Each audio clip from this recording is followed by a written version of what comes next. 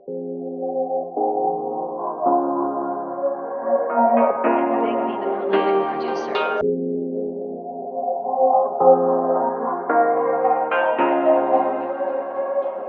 Big B, the prolific producer. Salut à tous et bienvenue dans ce nouvel épisode de Carole au bar. J'espère que vous allez tous bien et que vos affaires aussi. En parlant d'affaires, je sais que beaucoup d'entre vous ici en Allemagne veulent investir ou ont déjà investi dans l'immobilier afin de se créer un patrimoine. En parlant d'affaires, je sais que beaucoup d'entre vous qui vivent ici en Allemagne veulent investir ou investissent déjà dans l'immobilier afin de se créer un patrimoine. Je ne sais pas pour vous, mais d'après moi, cet engouement est lié au fait que beaucoup de nos frères sont passés experts dans le domaine et n'hésitent pas à partager leur savoir avec nous. Carole au bar, en tant que média qui cherche à faciliter votre vie en Allemagne, se doit donc à chaque saison de vous présenter des profils intéressants de coachs en immobilier qui peuvent vous accompagner dans cette quête-là. L'année dernière, déjà, on a eu la chance, lors de l'épisode 3, de parler avec Séverin Papou Mojaiser. Et cette année, on va s'entretenir sur le sujet avec Calixte Kémonier. Bonjour à toi, Calixte. Bonjour, Et bonjour bienvenue Pauline. dans le podcast. Merci. Calixte est l'un des organisateurs du Business Summer Talk de Essen, dont vous voyez l'affiche derrière lui actuellement. Ouais. Je ne sais pas si vous vous souvenez, mais il y a peu, je vous ai fait un retour d'expérience sur cet événement-là. Si vous n'avez pas encore écouté le numéro inédit, je vous invite à le faire. Il est toujours disponible sur les plateformes de téléchargement. Et il a créé à côté sa structure Believe.house. C'est ça, non? Believe.house. Oui, c'est ça, exactement. Qui vous forme et vous accompagne dans vos acquisitions immobilières. Mais il a choisi de le faire à sa manière, car en plus de maîtriser le coaching immobilier, Calix porte également une casquette de coach en développement personnel. Je sais que ça peut sonner bizarre au début pour certains, mais croyez-moi, ça a tout son sens une fois qu'il vous aura expliqué. Donc, pour mieux comprendre Calix et Believe.house, nous vous proposerons donc une série de 2 mini-épisodes, l'un sur l'immobilier, qui est celui que vous écoutez actuellement, et l'autre sur le développement personnel, qui paraîtra dans une semaine.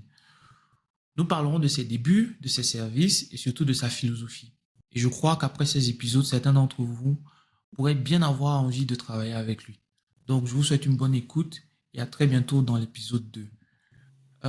Calix, maintenant, on va passer à toi. Est-ce que tu peux te présenter déjà en quelques mots pour ceux qui nous écoutent, ceux qui nous regardent? Oui, bien sûr. Avec plaisir. Alors, Calix Calmonier, je suis ingénieur de formation. Je travaille dans le domaine pharmaceutique, enfin dans une multinationale pharmaceutique.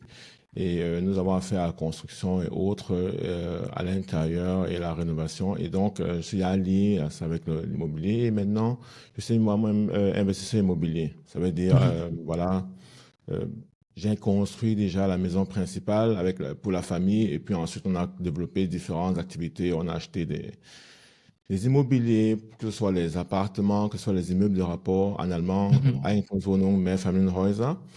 Et maintenant, nous avons encore pratiqué différents types de locations. Donc, ça fait que on est en fait axé sur, voilà, quoi, là, sur la pratique et non la théorie. Théorie pour se mettre à niveau, mais pratique surtout pour savoir justement ce qu'on fait. Ok. Et tu as construit ta maison il y a combien de temps déjà? Oh, ça fait il y a 10 ans de cela. Hein. Ah ouais! Moi, j'ai commencé tôt. J'ai commencé à me poser les bonnes questions au bon moment. Et puis voilà, j'ai directement commencé sans trop, justement. En fait, je voulais pas attendre, toujours chercher, réfléchir. Et puis, je trouve que ça perd le temps. Donc, en fait, Ok. c'était genre, OK, on s'informe, on se forme, mais on se forme rapidement et on passe rapidement à l'action. Ok. Donc tu es quelqu'un qui est vraiment axé sur la pratique. Voilà. Ok. En fait, j'aime pas trop parler de théorie parce que la théorie, beaucoup te diront, ah, je passe YouTube. Tu vois? Alors que sur YouTube, justement, c'est beaucoup de cas, oui, mais c'est pas toujours un cas typique adapté à la personne qui l'écoute. Et donc, c'est pour ça que j'aime parler de pratique parce que, et puis la théorie, souvent, c'est voilà ce qu'on a écrit, voilà ce qu'on peut faire. Alors qu'il y a, d'un côté pratique, il y a tellement de choses à partir même d'une seule loi qu'on peut faire. Ouais. Mais pour celui qui ne s'y connaît pas, il va dire, ah, on a écrit ça, et puis voilà, quoi. Ok. Mais parle-nous de Believe.house. Pourquoi déjà Believe.house? Bon, voilà, Believe, en fait, c'est parce que au cours des années, lorsqu'on a par exemple construit, plusieurs personnes sont venues et disent, ah, waouh, comment tu as fait ça? Oh, c'est super, vraiment une maison comme ça, c'est pareil, c'est super, oh, tu as vraiment fait fort. Et à nous de leur dire, moi particulièrement, mais oui, d'accord, tu vois ça joli, c'est tout et tout, Mais en fait, tu peux le faire. Et les personnes, la première réaction, c'est toujours comment ça je peux le faire, tu vois. Et c'est souvent de là, au fur et à mesure on a accompagné les gens, on les a aidés et qu'on leur fait Mhm. comprendre qu'en fait, c'est facile de faire certaines choses quand on sait ce qu'on fait. Il faut tout simplement croire en ses capacités, croire en ses potentialités aussi et surtout en ses possibilités. Beaucoup de personnes ne connaissent même pas les possibilités, Mhm. hein. Et donc, voilà comment est-ce que le désir a toujours été, déjà depuis très très longtemps. Étant petit, déjà, ça remonte très loin. Bon, ça ramène un peu le développement personnel, mais Mhm. ça a été aider les gens à se poser des questions, à avancer dans la vie. Et donc, Ok. c'est comme ça que Tout le mot on a believe. inspiré les gens à croire justement à leurs possibilités par Mhm. rapport à la maison, par exemple. Ok. Et Believe.House a quel âge? Ça a 2 ans d'existence déjà, Mhm. mais l'aventure a commencé bien plus tôt. Comme je l'ai dit, il y a eu un suivi toujours des personnes, il y a euh, l'aide, le conseil pour plusieurs personnes de façon, on va dire, gratuite. Mhm. C'est un long temps, le temps d'apprendre aussi, apprendre, se former et retransmettre, voir l'impact. Et puis maintenant, à un moment donné, plusieurs personnes voient le potentiel et le fait que nous aborder par rapport à ça. Mais pourquoi pas une structure? Pourquoi pas une structure? Et c'est comme ça que l'idée dans TheBelieve.Horse est née. Ok. Mais tout à l'heure, tu as parlé en disant nous, nous, nous. Vous êtes combien dans Believe.House? En fait, il y a une équipe derrière. Il y a Ok. à peu près 5 personnes derrière qui travaillent Mhm. pour nous aider à justement mettre. En fait, tout ça, c'est pas seulement le site. Il y a le site, il y a l'accompagnement, il y a le conseil, il y a le suivi, il y a maintenant une présence sur Internet, sur les réseaux, des vidéos sur YouTube ou bien une page TikTok où il y a des citations qui sortent chaque jour, par exemple, Ouais, ça, pour justement on aider va en les gens à parler. réfléchir. Ouais. Donc, c'est pas toi qui gères la page TikTok, par exemple. Tu as quelqu'un dans Non, ton non, équipe qui gère ça. non, non, non, non, non, non, du tout. Tout ça prend énormément de temps. Et ça fait que Ouais. souvent, il y a certaines activités que je n'arrive pas à développer. Comme par exemple l'investissement immobilier. Il y a certains investissements que je veux faire actuellement. Je ne suis Mhm. pas dans la possibilité de le faire parce qu'il y a le coaching, par exemple, qui demande énormément de temps. Ouais. Donc, quand on parle de conseil de suivi, il y a des événements qu'il faut organiser, comme par exemple le Business Summer Talk. Tout ça prend beaucoup de temps. Exactement. Donc, à un moment, il n'y a que 24 heures malheureusement dans la journée. À un moment, il faut Ouais. bien scinder et déléguer certaines tâches. Et puis, tu as ta vie de famille aussi. Tu m'as dit tout Bon, à voilà, l'heure en ouverture, en voilà, fait, en offre que voilà. tu avais J'ai trois trois enfants. enfants. J'ai 3 enfants. Je suis marié. Ouais. Il y a le boulot, il y a tout ça et ça Et fait tu qu'il gères faut même en ça fait. comment d'habitude? Tu fais comment pour gérer tout ça? Bon, c'est aussi une question d'organisation de sacrifice. Et puis, bon, ce que je dirais, c'est que moi, je travaille de longues heures en Mhm. journée. Tu commences relativement tôt ma journée. Je m'arrange d'être au boulot, dans le meilleur des cas, autour de 7 heures, sinon au trop Ok. tard à 8 heures. Ouais. Je travaille cette de longues heures, mais après, je rentre quand je réussis à 17 heures. Et maintenant, ce que je fais, c'est que je reste, quand je suis à la maison, je suis à la maison avec les enfants. Et quand ils Mhm. vont se coucher, c'est là que je commence. Donc, en fait, ma Ouais. journée commence en fait maintenant vers 21 heures jusqu'à, c'est pas mal, minuit, 1 heure du matin. Ah ouais, je vois. Je vois. Donc, Ouais, tout j'essaie de repose. gérer en fait tout le truc, c'est maximiser dans les heures en soirée Mhm. et un temps pour le travail, un temps pour la famille et puis un temps pour le business, quoi. Ok. Donc, tu as parlé tout à l'heure de ton site internet. Je l'ai devant moi là actuellement sur le deuxième écran en face de moi. Ouais, Et il est très bien fait, très réactif. Mais merci. je voudrais. Déjà, j'ai même une question. La maison que je vois sur la page d'accueil, c'est ta maison. Non, non, c'est pas ma maison. Ok, je vais pas poser la question, C'est pas ma désolé, mais maison, je c'est pas dois ma poser maison. la question. C'est pas ma maison. Je n'ai pas le droit de mettre la maison là-bas. Ah, ok. Parce que Mais- tu as pensé à ça, mais tu t'es dit, on t'a dit non. Non, non, on m'a dit non. On m'a dit non. Non, je vois déjà. Je vois déjà, je vois déjà. Ok, on passe. N'hésitons pas. Voilà. Moi, je voulais parler des services que tu proposes. Est-ce que tu peux nous en parler? J'ai vu par exemple qu'il y a une formation de 6 mois, il y a un Voilà. accompagnement, En fait, coaching, il y a du ainsi de suite. on essaie de couvrir un peu les différentes étapes. Donc, il y a des personnes, par exemple, qui se disent, j'ai un besoin précis, j'ai à trouver une maison, je voudrais quelqu'un qui m'accompagne directement. Alors, Mhm. pour eux, on fait les visites suivies. Ouais. On analyse le bien, on analyse les documents qui vont avec, et puis on donne une expertise, Mhm. notre résultat.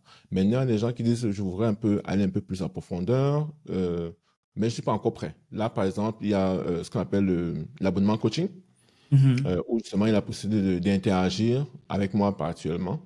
Ouais. Et maintenant, il y a aussi ce qui est gratuit tout à fait par rapport à cela, parallèlement, c'est la communauté Believe, où les personnes, juste en faisant une demande, peuvent accéder à une communauté de chat où les gens s'entraident entre eux. Mhm. Et maintenant, il y a la formation, ça, c'est pour ceux qui veulent dire, ceux qui veulent vraiment aller dans le détail, ceux qui veulent savoir ce qu'ils font avant de commencer. Et donc là, on détaille vraiment de A à Z, de toute la procédure qui va avec justement l'acquisition. Mm. Ouais. Mais un des côtés qui est beaucoup sollicité, c'est le côté coaching. Le Ah, là, coaching, tu c'est, m'as dépassé. voilà, C'est le service le plus demandé. c'est ce que je te demandais justement, c'est le coaching parce que là, c'est le conseil, c'est l'accompagnement et c'est vraiment calé sur la personne, sur le besoin de la personne. Parce qu'on Mhm. s'assoit, on fait le côté stratégique, qu'est-ce qu'il va atteindre comme objectif. En fait, Believe se démarque de beaucoup d'autres sur le marché par le fait que on ne dit pas seulement la stratégie pour atteindre le bien, hein. Mhm. Et ça, c'est l'objectif. Mais Ouais. en soi, on essaie de développer les personnes au niveau développement personnel en disant, OK, est-ce que tu as pensé à tes finances? Est-ce que tu as pensé comment est-ce que vous faites votre vie de couple? Comment est-ce qu'il y a les enfants? Qu'est-ce que ça entraîne? Est-ce qu'il y a, vous avez pensé à l'héritage, les assurances, surtout aussi la conversation financière au sein des couples? Mhm. Ça, c'est par contre très important. Je me souviens que tu avais tenu un petit speech sur le sujet. Je crois que le titre Voilà, c'était quoi? Au secours, c'est mon mari qui gère les finances, ou un truc comme ça. voilà, justement, justement. Justement, parce que c'est ça, c'est un côté, on se dit l'argent n'est pas la finalité en soi, oui, mais c'est au centre de beaucoup en fait, c'est au centre de la ville. Et c'est au centre de la vie Mhm. des couples aussi. Et lorsque la conversation sur les finances n'est pas saine au sein des couples, ça crée beaucoup de zizanie. Ça crée même la discorde au point les couples se séparent. Tout simplement parce que c'est pas le manque d'argent, c'est pas le fait d'être pauvre. C'est le fait de. Mhm. Ça, justement, en fait, ça peut me solidifier le couple. Mais pour ça, il faut qu'il y ait une conversation saine où Ouais. on réfléchit, on met carte sur table, on dit, OK, quel est le problème qu'on a et comment est-ce qu'on fait pour évoluer Ouais. ou pour le Je résoudre. trouve que ça, c'est un sujet très, très compliqué à aborder. Moi, personnellement, dans mes relations, c'est un sujet que tu n'abordes pas naturellement, tu vois. Tu parles de tout, sauf Voilà, de tes sous. voilà, Et tu te rends compte, en fait, quand tu parles à la personne que, tu vois, on a différentes manières différentes éducations financières. en Si fait, mes oui. parents, par exemple, je peux recevoir de l'argent de poche chez une autre personne, elle peut recevoir son argent sur la semaine, sur le mois, sur l'année, je sais pas moi. Et Voilà. vous avez différentes manières de dépenser. Vous trouvez Tu vois, un terrain d'entente, c'est tu vois, c'est un extrêmement entente. difficile.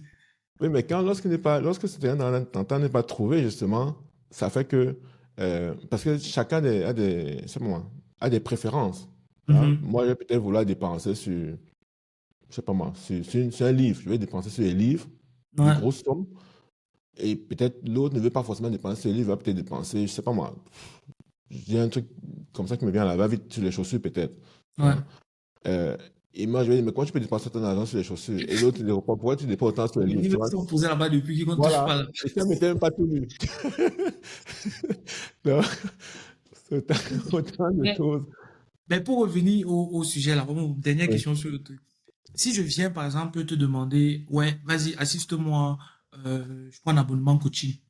voilà. Est-ce que tu me coaches avec madame ou bien est-ce que tu me prends seul et tu me donnes des petits conseils que je peux appliquer avec madame? Aussi bien l'un comme l'autre. Ok. Justement, la question, c'est toujours comment est-ce que tu veux procéder? Tu vois? Mhm. C'est au cours de la conversation que l'autre dit, ah, ok, je vais introduire madame. Parce qu'au départ, il disait, Mhm. ah, je suis pas sûr. Souvent, c'est au cours, souvent, c'est dès le départ, c'est clarifié. Mhm. Parce que justement, il y a des choses, je me suis rendu compte au cours des expériences, c'est que il y a des gens qui, lorsque tu lui dis quelque chose, s'il va redire à sa madame, ou l'inverse, Mhm. à la femme, surtout, souvent c'est plutôt chez les femmes même qu'elle dit, tu lui expliques quelque chose, elle a compris. Mais lorsqu'elle Ouais, veut dire à son mari, ça, il va dire, ah, donc c'est plutôt différent quand c'est moi qui dis la chose. ouais. Ou alors quand c'est moi qui pose des questions, où je mets le doigt dans la blessure, quoi, j'appuie vraiment. Ouais. Et donc, ça aide souvent beaucoup à avoir la conversation, pas entre eux, mais plutôt à Mhm. trois, pour Mhm. pouvoir du moins se mettre derrière les premières bases, faciliter les choses. Et après, Ok. peut-être, entre eux, ils vont continuer, quoi. Ok. C'est Très ça. intéressant. Et parce qu'en fait, Et puis, le point qu'on oublie, ouais, c'est vas-y, que vas-y, vas-y. tout ça se rapproche à l'immobilier toujours, hein. Ouais. Tout est toujours connecté à l'immobilier parce qu'on se dit pourquoi parler de finances? Pourtant, tout se rapproche à l'immobilier. Lorsque on ne, on n'a pas cette conversation, lorsqu'on ne met pas les choses à jour, lorsqu'on va voir la banque, c'est justement le côté aussi, un des services qu'on propose. Lorsqu'on va voir Mhm. la banque va poser la même question. Ouais. Et lorsqu'on n'a pas les bonnes réponses, justement, on dit, voilà, on n'est pas éligible, alors qu'en soi, on était éligible, mais tout simplement, on n'a pas pris la peine de faire son travail en arrière-plan avant de repartir. Et puis, ça sert à quoi d'investir dans un domaine aussi sensible si tu ne mets pas de l'ordre dans d'autres domaines de ta vie? Parce qu'ils vont avoir des conséquences En fait, directes. c'est ça. C'est quand Ouais. c'est vraiment beaucoup de personnes partent. C'est aussi pour ça le besoin du coaching Mhm. immobilier, c'est que, ou bien de la formation en général, c'est que les gens se disent, moi je prends l'exemple toujours au niveau du véhicule. Hein. Ouais. Moi je dis l'immobilier, c'est comme un bolide. Lorsqu'on ne maîtrise pas, on sort de la route. Lorsqu'on Ouais. prend, je sais pas, une Porsche avec plein de pièces, de chevaux, quand on accélère trop, on sort de la route. Et Exactement. justement, lorsqu'on dit à quelqu'un, tu as besoin de te former, il dit pourquoi? Justement, je prends mon cas où une de mes petites sœurs, justement, je vais apprendre il n'y a pas longtemps à conduire. Dans son Mhm. esprit, c'est en soi, on va s'asseoir 10 15 minutes, tu m'expliques comment les pédales fonctionnent, tu m'expliques la boîte à vitesse, et puis voilà, je peux démarrer et je pars. Mhm. Ça, c'est avant. Le jour précis où on s'assoit, justement, on explique ça. Dès que la voiture bouge, oh, oh, oh, oh, c'est la panique. Tu vois? Ouais. Mais par contre, lorsque on a appris à conduire, après un certain temps, on conduit de façon automatique. C'est la même chose avec justement l'immobilier. Beaucoup de personnes se Mhm. disent, euh, en fait, la procédure est simple. La procédure, je peux l'expliquer en même pas une minute. Entre chercher, aller voir la banque, aller voir le notaire et puis signer, c'est fini. Ouais. Ça, c'est la théorie. Tu vois. Mais il y a tellement, le vrai truc, c'est dans le détail, justement. Il y a Exactement. tellement d'erreurs qui peuvent se faire et Et qui, après, les ne peuvent pas être investissements, corrigées. on dit peut-être investissement immobilier, mais ce que j'ai appris, c'est qu'ils ne se ressemblent pas. Ils ne sont Non, jamais du pareils. tout. Du tout. Chacun a sa. Parce qu'en fait, la stratégie est différente. Ouais. Généralement, on parle de la porte de sortie avant d'entrer. Ouais. Donc, c'est-à-dire avant d'aller prendre un bien, je dois déjà savoir comment est-ce qu'il va sortir de ce bien Parce que je vais éventuellement. Donc, agir. c'est-à-dire, donc, en fait, tu vois, tu dois te projeter il y a quasiment 10 ans, 15 ans, 20 ans plus tard, alors que tu n'as même pas Mhm. encore signé. Tu n'as même pas encore commencé à chercher. Oh, Ouais. les gens ont discuté, même pour se projeter un an plus tard, c'est c'est vraiment très, très C'est très difficile pour difficile. plusieurs. Voilà. Ouais, j'imagine. Euh, Et je tiens à préciser, pour tous ceux qui nous écoutent ou qui nous regardent, tu n'es vraiment pas cher. Quand je dis ça, non. les gens peuvent se dire, qu'est-ce qu'il raconte encore? Je vais vous donner une idée de prix parce qu'il a mis ça sur son site. Vous pouvez aller voir vous-même. La formation de 6 mois, corrige-moi si je dis quelque chose de faux, c'est 25 euros par mois. Mhm. Le Voilà. coaching, abonnement coaching, c'est 20 euros par mois. Voilà. Les visites guidées, pardon, c'est 35 euros par visite. Ouais, la visite, Et tu as le package, comment gérer ses finances personnelles qui est à 30 euros. voilà. Donc, franchement, personnellement, je trouve pas ça cher. C'est accessible, c'est Et vraiment c'est vraiment accessible. accessible pour tout le monde. Mhm. Mais j'ai une question par rapport encore à l'abonnement coaching de 20 euros Oui. par mois. Ou bien tous ces prix qui sont facturés au mois là. La formation de 6 mois, c'est clair, ça dure 6 mois. Le coaching en lui-même, il dure combien de temps en moyenne? Le coaching, généralement, en soi, c'est 2 3 mois. Ok. Parce que lorsque quelqu'un dit, c'est une question d'interaction. Il y a des gens Mhm. celui qui n'est pas prêt du tout à investir un certain temps bon, pour chercher le bien, Ouais. je ne vais pas l'amener directement dans le coaching parce que c'est quelqu'un qui a peut-être besoin de la formation. La formation, Mhm. il peut le faire en 6 mois, comme il peut aussi condenser, mais Mhm. il a besoin d'un temps parce qu'il n'est pas encore prêt. Parce que Ouais. chercher, ça demande aussi une certaine disponibilité, pas à mon niveau, mais au niveau du À son coaching. niveau, ouais. Tu vois? Mhm. Et lorsque quelqu'un me dit, voilà, je suis prêt, je veux vraiment investir, en soi, en 2 mois, on a fini. Hein. En 2 mois, on a fait toutes les Ok. étapes au point où il va avoir à signer, même carrément chez le notaire. Mm. Ok. Parce qu'en fait, le travail, justement, c'est faciliter les choses. Ce n'est pas seulement Ouais. le laisser chercher, mais c'est l'orienter à chaque fois, le mettre en contact avec un banquier, le mettre en contact s'il faut faire des rénovations, mettre en contact avec des entreprises qui font des rénovations. C'est un Mhm. peu ce travail-là qu'on fait. C'est lire les documents. Donc, en fait, ça permet de donner beaucoup plus d'assurance aux personnes dans leur choix. Mais à Ouais. la fin, le choix revient toujours au quotidien. Mais nous, ce qu'on explique, comme il dit, je préfère que quelqu'un aille dans le trou, sachant qu'il y a le Mhm. trou devant, et peut-être parce que c'est la voie la plus rapide que de contourner qui va prendre beaucoup plus de temps. Il n'a pas ce temps à perdre Ok. à son niveau, quoi. Donc, Voilà, Mais je voudrais te poser des questions par rapport à ta clientèle. Quels sont bien tes sûr. clients? Ceux qui travaillent déjà, des étudiants qui s'approchent de la fin des études et veulent travailler, pensent déjà au futur? C'est quoi tes clients? Euh, bon, il faut dissocier là le développement et le Ok, suivi immobilier. Donc, pour ce qui est parlons de de développement, ça va l'immobilier. beaucoup plus tôt. Mais pour ce qui est de l'immobilier, Mhm. ça commence en fait avec ceux qui sont en train de commencer dans la vie active. Donc, la question du premier travail à ceux qui sont là bien avancés, qui se rapprochent déjà de la retraite. Donc, on va parler d'une tranche d'âge entre c'est pas, 25 et 55 ans. Hein. Et voilà, donc voilà la clientèle typique. Donc, ceux qui sont vraiment dans la vie active, qui ont déjà des revenus et qui justement peuvent investir. Mais quand Ça, tu c'est le parles de côté. ceux qui se rapprochent de la retraite, là, ça veut dire c'est quelqu'un qui se rapproche de la retraite et n'a pas fait un seul investissement immobilier et se dit, Ben OK, oui, ça existe ça? énormément. Il y a Ah énormément de bon? personnes de la communauté. Il y a énormément de personnes qui. Parce qu'effectivement, beaucoup de personnes ne croient pas en cette possibilité qu'ils ont même de pouvoir OK, faire. Beaucoup de personnes, c'est l'autre parce qu'il a un bon travail, c'est l'autre parce qu'il est, c'est pas moi, originaire OK. d'ici, tu vois, c'est l'autre parce qu'il a un cousin qui lui a tenu la main. Beaucoup de Mhm. personnes n'osent pas. Ou alors d'autres personnes sont en mode, si je fais un truc ici, je ne pourrai plus partir au pays. Tu vois, donc, OK. En fait, c'est tout on se ça qu'il faut, toutes questionne. ces idées reçues-là qu'il faut déconstruire et ensuite Voilà, les aider c'est à. pour ça que le développement personnel est important parce qu'il faut casser d'abord, avant de partir même dans le côté immobilier, il faut casser toutes ces croyances-là et Mhm. ces peurs, toutes ces appréhensions et expliquer quelles sont les possibilités qu'il y a. Donc, d'avoir savoir quel est le souhait de la personne, son rêve et quels Ouais. sont aussi ses freins ou ses peurs. Et Mhm. maintenant, prendre tout ça ensemble et faire une stratégie qui lui permet de dire, ah, OK, je ne me ferme pas la voie à ça ou ça ou ça, mais Ouais. je peux justement aller vers ce que je veux sans pour autant me fermer la voie. OK. Confirme encore là que, comme on dit souvent, investir dans l'immobilier, il n'est jamais trop tard pour investir dans l'immobilier. Non, non, du tout, du tout. Mais le plus Parce que tôt, c'est le mieux. Il n'est moi, je me jamais trop disais à tard. partir d'un certain âge, c'est tard, c'est mort. Non, Passe à non, autre non, non. chose. C'est pas mort, mais c'est compliqué. Mhm. C'est là justement qu'on entre en jeu parce que ça devient plus compliqué, plus on Mhm. perd le temps.